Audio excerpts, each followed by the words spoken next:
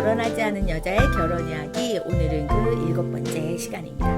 네, 지난주에 말씀드린 것처럼 오늘은 그 연애를 하면서 자연 발생적으로 일어날 수밖에 없는 스킨십에 대해서 얘기를 오늘 해보도록 하겠습니다. 먼저 몇 년 전에 그 리서치한 게 있어요. 한국 기독 청년들에게 이런 조사를 했어요. 이성과의 성관계 경험이 있느냐. 근데 이제 여기서 한 1000명이 넘는 그 숫자를 리서치했는데 52%가 나왔어요. 그리고 혼전 순결을 지켜야 하는가라는 질문에 38.7%, 그러니까는 거의 60% 이상은 혼전 순결을 별로 지킬 필요가 없다라는 거죠. 반드시 지킬 필요가 없다가 61.3%. 순결 의식은 여성이 40.3%, 남성이 35.6%. 여성이 아무래도 우리나라의 어떤 유교적인 가치관에서도 그렇지만 좀 더 이제 높긴 하지만 그래도 40.8%밖에 안 되네요. 예. 그러니까 뭐 그걸 밖에 안 되냐라고 표현하냐 뭐 이렇게 말씀하시는 분들이 있을지 모르겠어요. 근데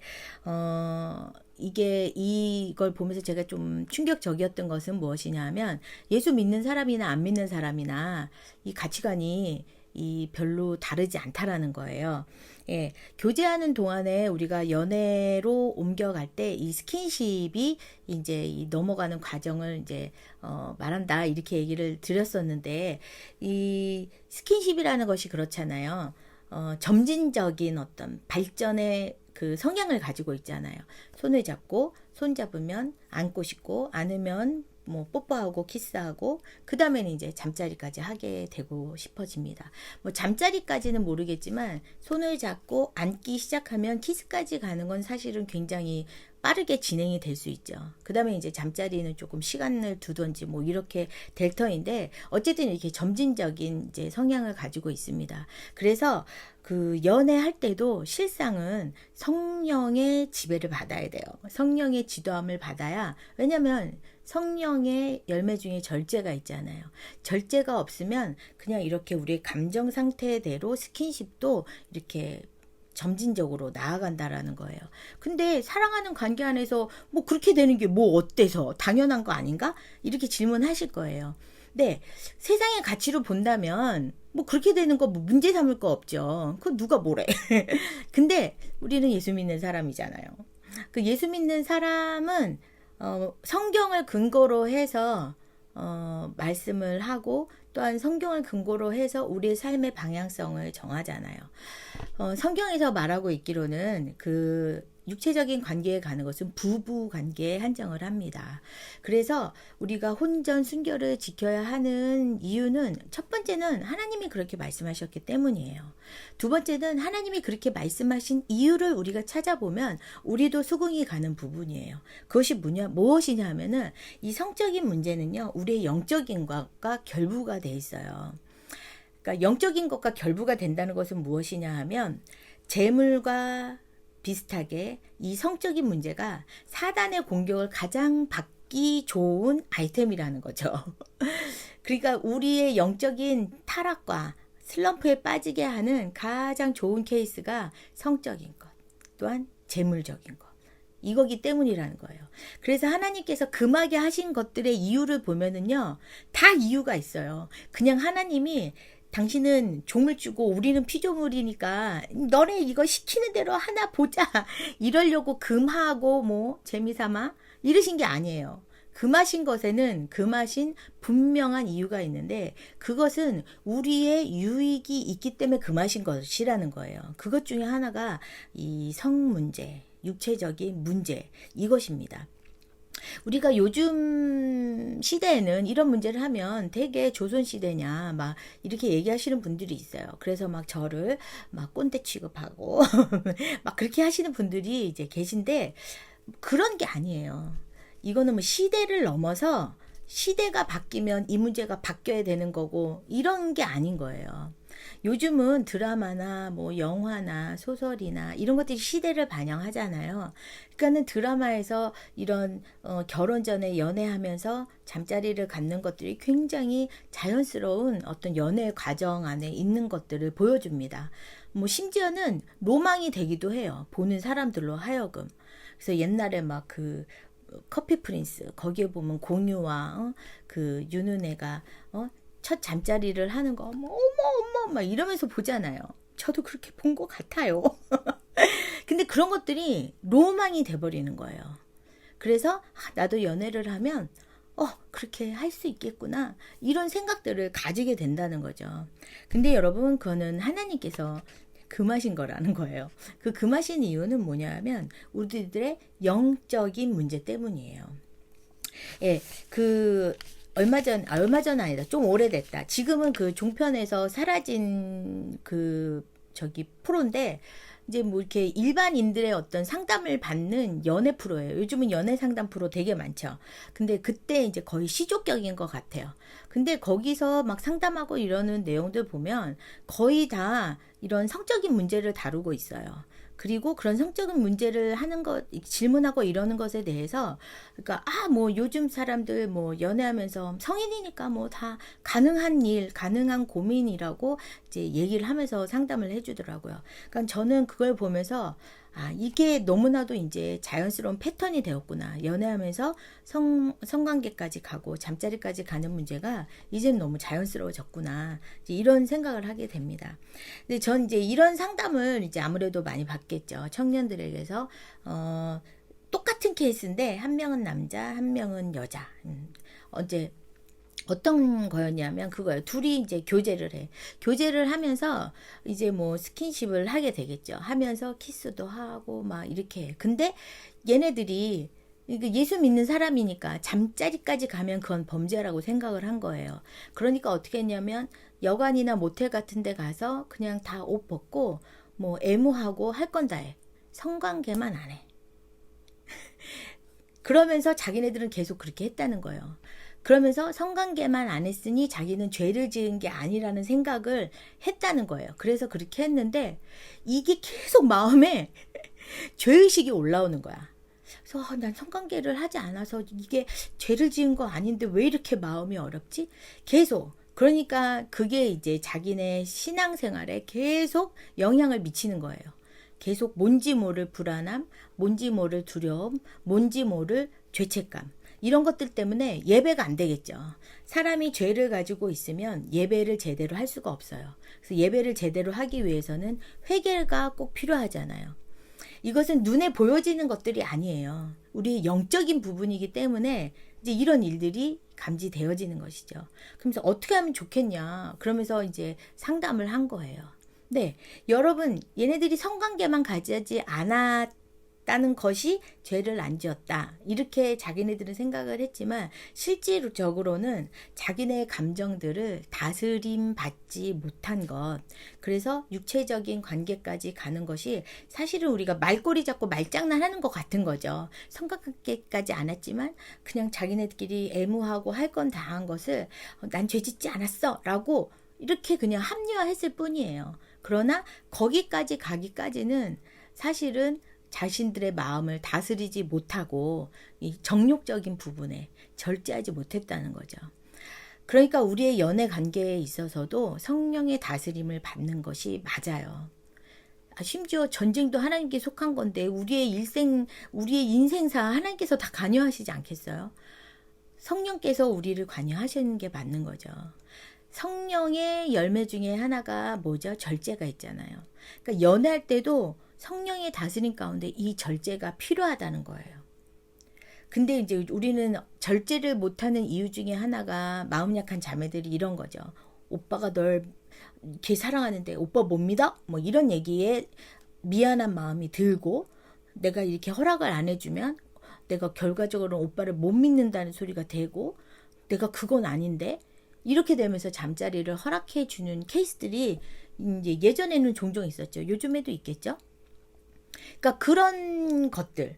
근데 그래서 예수 믿는 남자가 중요한 거예요. 왜냐하면 서로 교제하는 가정 가운데 우리가 감정이 다 이렇게 좀 뜨거워질 수 있잖아요. 그러면은 손잡고 안고 키스하고 그러면 더듬게 되고 이러면은 정말 둘 중에 한 명은 잠깐만 우리가 이렇게 하는 것이 옳지 않은 것 같다. 우리의 마음을 조금 더 절제하고 했으면 좋겠다라고 누군가 한 명 건의했을 때 그래 우리가 이렇게 되면 안 되지.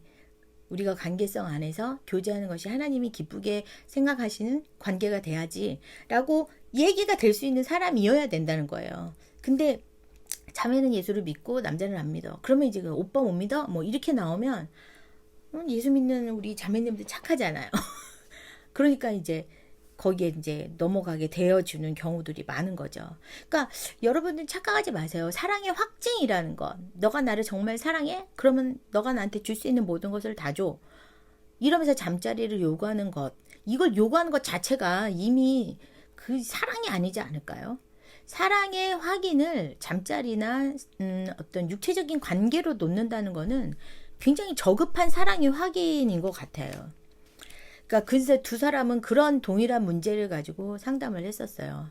이제 결국은 어떤 그 죄책감에 놓여지는 행위 자체라기보다 그 이전에 먼저 하나님께 자신의 마음이 이렇게 중심으로 있지 못하였다라는 것. 이제 그것이 먼저 회개되어져야 됐겠죠. 그러니까 그 남녀 간의 연애를 하면서 가장 놓치기 쉽고 우리가 영적 생활이 무너지는 게 뭐냐면 서로 상대방이 우상이 되기 때문이에요. 그게 이제 모든 그 우리의 영적인 그 슬럼프의 원인이에요. 그러니까 우리가 우상이라는 것이 다른 어떤 신 이런 것이 아니라 내 안에 하나님보다 1순위로 두는 그 무엇이 다 우상이잖아요. 그러니까 연애를 하게 되면 실질적으로는 하나님보다 내가 사랑하는 그 연인을 더 사랑하게 되는 거죠. 하나님은 그걸 막으시는 거예요. 왜냐면 하나님을 진짜로 사랑할 수 있어야 상대방을 그 우리가 지난주와 지지난주에 나눴던 그 하나님의 사랑으로 사랑할 수 있거든요. 근데 뭐냐면 하나님의 사랑이 결여된 어떤 대상자를 향한 그 사랑이 많게 되어지면 이것은 감정으로 사랑하게 되는 것이에요. 그렇기 때문에 위험하다는 거죠. 그래서 육체적인 관계가 우리의 사랑을 꼭 확증해 주는 것이다 라고 생각하시면 안 된다는 거예요. 그리고 이런 경우들도 있죠. 동거에 대해서. 그래서 우리가 결혼의 어떤 이혼율을 낮추려고 사람을 살아보고 결혼하는 게 낫지 않겠냐? 뭐 이렇게 얘기하시는 분들도 많고 어떤 그 TV에서 제가 기억은 안 나는데 어떤 그 연예인 분이 자기는 딸에게 동거를 추천하겠대요. 살아보고 결혼하라고. 근데 여러분 이것도 정말 말장난이에요. 동거한다는 것은요, 사실혼 관계에 들어가는 거예요. 그러니까는 이혼 증서? 뭐 이혼 이거 서류 이거 하나 안 남기게 하기 위해서 동거를 해보겠다 뭐 이 얘긴데 그 말장난이잖아요. 행위와 마음과 이것은 이미 결혼 생활에 들어가고 있는 거야. 같이 사는 거니까. 근데 그것을 그 결혼을 하지 않았다는 결혼식과 그 혼인 신고서가 없다는 이유로 이거는 결혼이 아니야 라고 얘기한다는 거는 진짜 말장난이죠. 근데 동거는 참 어떻게 보면 되게 똑똑하고 합리적인 선택 같잖아요. 그런데 여러분 보세요. 동거를 시작해. 그래서 뭔가 맞지 않는 부분이 생겨서 이것 때문에 우린 정말로 안 되겠다. 이것 때문에 맨날 싸우고 이러면은 우리의 끝은 비극일 것 같아. 헤어져. 그러면 또 뭐 하다가 어떤 사람과 만나서 또 동거를 해. 근데 이 사람하고는 그게 맞아. 근데 다른 부분이 또 그래. 그러면 또 헤어져. 왜 이렇게 헤어질까요, 여러분? 그게 결혼과 동거가 완전히 다른 부분이에요. 뭐냐면 서로에 대한 책임감. 결혼한다는 것은 서로에 대한 이 관계에 대한 책임을 지면서 가겠다라는 거거든요. 근데 그것이 없으니까 만나고 헤어지는 것에 대한 책임감이 없어요. 그렇게 되면 어떻게 되느냐? 사람이 성숙하지 못해요.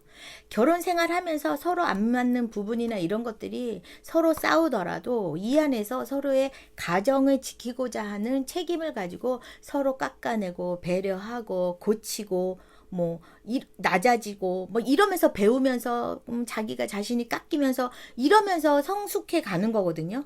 근데 이래야 될 이유가 없는 거지. 동거는 그냥 싫으면 헤어지면 되는 거지. 내가 굳이 그것 때문에 바뀌어야 되고 그것 때문에 내가 뭐 이것을 내가 뭐 배려하고 고치고 싶고 이럴 필요가 없는 거예요. 그러니까 성장과 성숙이라는 것이 아무래도 덜 하게 되겠죠. 물론 뭐 동거하면서 배우는 점 없겠어요? 당연히 있겠죠. 그렇지만 그거 배운다고 이렇게 동거를 한다라는 거 저는 좀 이해하기 어려워요. 그것이 뭐 굉장히 세련된 방법이고 선진화된 생각? 저는 절대로 그렇게 생각하지 않습니다. 결혼이라는 것에 대한 왜 결혼이라는 제도가 필요한지 우리가 좀 잘 알았으면 좋겠습니다. 네. 제가 이제 잠깐 선교지, 저는 이제 선교를 헌신한 사람인데, 저 하나님께서 말씀하신 선교지는 독일이에요. 그래서 이제 독일을 계속 왔다 갔다 하고 있는 중에 있다가 작년 2월에 이제 나와서 코로나 때문에 다시 못 들어가고 있다가 이제는 뭐 다시 들어갈 준비를 뭐 하고는 있는데, 하나님께서 또 언제 들여보내실지 모르겠지만, 여튼. 그래서 제가 살았던 그 독일은 굉장히 동거하는 사람들이 많아요. 유난히 많아요. 그래서 동거법이 발달을 했어요. 그래서 동거에서 아기 낳고 살면 우리나라는 그게 이제 아이를 호적에 올리는 그런 문제들이 굉장히 복잡하잖아요. 근데 독일은 그렇지 않아요. 거의 사실혼 관계에 준한 그 법들이 있어요. 그러니까는 이제 보호받는 것들은 당연히 있을 수 있죠. 근데 여튼 그런 동거법이 되게 많이 발달을 했어요. 근데 결혼에 준한. 네, 그러니까 이제 이런 동거법들이 많이 발달되어지고, 또한 동거가 거의 뭐 생활하다시피 한 막 이런 것들을 우리가 선진화됐다라고 보는 것은 되게 어리석은 생각 같아요. 그러니까 독일을 보면서 되게 안타까운 게 뭐냐면, 독일은 기독교 국가잖아요. 그러나 기독교 가치가 살아있지 않아요. 그래서 그 선교학적으로는 2에서 3%만 기독교인이다. 그래서 재선교지로 분류된 곳이에요. 그러니까 선교지가 맞아요, 유럽은. 예, 여튼 그 가치가 남아있지 않다라는 거죠. 여러분, 그래서 우리는 그 스킨십이 우리의 영적인 어떤 부분에서 분명히 영향력을 끼치기 때문에 하나님께서 그렇게 말씀하셨던 일부분도 있다라는 것을 기억하셨으면 좋겠고, 그래서 우리가 이 영적인 어떤 슬럼프를 우리가 미리 막아내는 것에는 의지적으로 막 참아야지, 막 하지 말아야지, 이런 것이 아니라 성령 충만하면 절제력이 나오거든요. 그래서 우리의 연애 과정 안에서도 성령의 인도하심을 받아야 하고 성령이 충만해야 돼요. 그래야 우리가 연애를 하면서 이 슬럼프에 빠지지 않을 수 있게 됩니다. 또 한 청년이 있었어요. 이 청년이 교제를 하다가 이 형제하고 헤어지게 됐어요. 헤어지게 되면서 자기는 연애하면서 그런 생각을 했대요. 굉장히 자기가 이 부분에 하나님께 우선순위를 두는 것을 놓치지 않기 위해서 되게 예배도 더 열심히 드리고, 봉사하는 것도 막 이렇게 늦춰지거나 막 개수가 줄어들거나 이러지 않고 더 열심히 하고 이랬다는 거예요. 근데 헤어지는 그 상황 가운데 자기가 딱 도달해 보니 자기의 우상이 이 남자였다라는 거를 그때 깨닫게 됐다고 고백을 하더라고요. 그러니까 그 자매는 그래도 되게 건강한 거죠. 그러니까 그 전에 그러니까 하나님을 우선순위에 두는 것을 놓치지 않으면서 연애를 하려고 굉장히 노력하면서 기도하면서 했던 자매예요. 그랬음에도 자기가 헤어지는 과정 안에서는 이 사람이 우상이 되었다라는 걸 알면서 어떻게 됐겠어요? 그 회복의 시간들이 굉장히 단축됐겠죠. 왜냐면 하나님 앞에 이런 고백을 하면서 나갔을 테니까. 예, 그래서 이제 이 자매는 이제 몇 년 뒤에 좋은 신랑감을 만나서 이제 결혼해서 아이 낳고 잘 살고 있습니다. 그러니까 우리가 연애를 하면서 그 사람에게 빠지게 되는 것도 조심해야 되지만, 연애를 하면서 이 스킨십이 들어오게 되면, 스킨십을 하게 되면 우리의 영적인 타격을 받기가 쉬워지는 단계에 놓이게 된다. 그래서 되도록이면 스킨십의 과정을 우리가 되도록이면 절제하는 것. 그래서 그런 질문들을 하죠. 그러면은 연애하면서 과연 스킨십을 어디까지 해야 돼요? 막 이렇게 질문을 해요. 그런데 참 생각해 보면 이걸 진짜 어디까지 해야 되나? 손만 잡는다? 뭐 앉는다? 뭐 이런 것까지 성경에 연애를 할 때에는 이렇게 할 것이며 이렇게 써줬으면 얼마나 좋겠어요. 근데 그렇지 않죠. 왜냐면 우리는 자유함을 우리에게 주셨으니까. 근데 그 자유함이 성령 안에서 그 자유함이 이제 나오는 거죠. 그렇게 되면 괜찮아요. 근데 성령이 우리를 주관하고 있지 않으면 이 자유함이 없기 때문에 이런 팁을 줘야 되는 거야. 그럼 어디까지 해야 돼요? 막 이렇게. 근데 이것은 진짜로 뭐 어디까지 해라 마라 저도 말할 수 없어요. 성경에서 말하고 있지 않는 거기 때문에. 그러나 성령께서 우리를 주장하시면 우리의 절제 안에서 이런 것들이 다스려질 수 있다는 거죠. 그러니까 중요한 것은 하나님이 하지 말라고 한 것은 분명하게 말씀하셨으니까 잠자리까지는 가지 않아야 되는 것은 분명한 것 같아요. 근데 어떤 그 청소년 집회에서 어떤 강사님이 말씀하실 때 그런 얘기를 하셨어요. 키스도 하면 안 된다. 왜냐하면 그 침성분에 이미 그 성욕을 자극하는 호르몬이 있다는 거예요. 그러니까 키스를 하면서 절제되기가 쉽지 않다. 그러니까 키스까지도 하지 말아라. 이렇게 말씀하시는 분이 있어요. 근데 와 정말 그래야 될까? 저는 사실 거기까지는 살짝 이제 그렇기는 해요. 근데 어쨌든 여러분들이 정말로 절제할 수 있다면 사랑의 나눔 가운데 정말로 하나님의 다스림 안에서 아 여기까지 우리가 좀 참고 인내해야 될 것 같다. 이렇게 하면 좋을 것 같아요. 그럼 우리가 그 결혼해서 그 첫날 밤을 맞이하는 그것이 얼마나 경건하고 소중한 의미인지 우리가 알 것 같다라는 이런 생각이 듭니다. 그리고 이 스킨십에 대한 문제는 전반적인 이런 성 개념에 대한 이 문제는 이 결혼의 문제뿐만이 아니라 우리의 삶 전체 안에서 문화적인 여건 내지는 우리들의 성을 바라보는 가치관 이런 것들이 굉장히 관여가 돼 있기 때문에 이것이 사회 문제로까지 사실은 가게 되는 케이스가 되는 거죠. 그러니까 예수님 안 믿는 사람들에게는 제가 드리는 이 말씀이 뭐 진짜 씨알도 안 먹힐 수 있어요.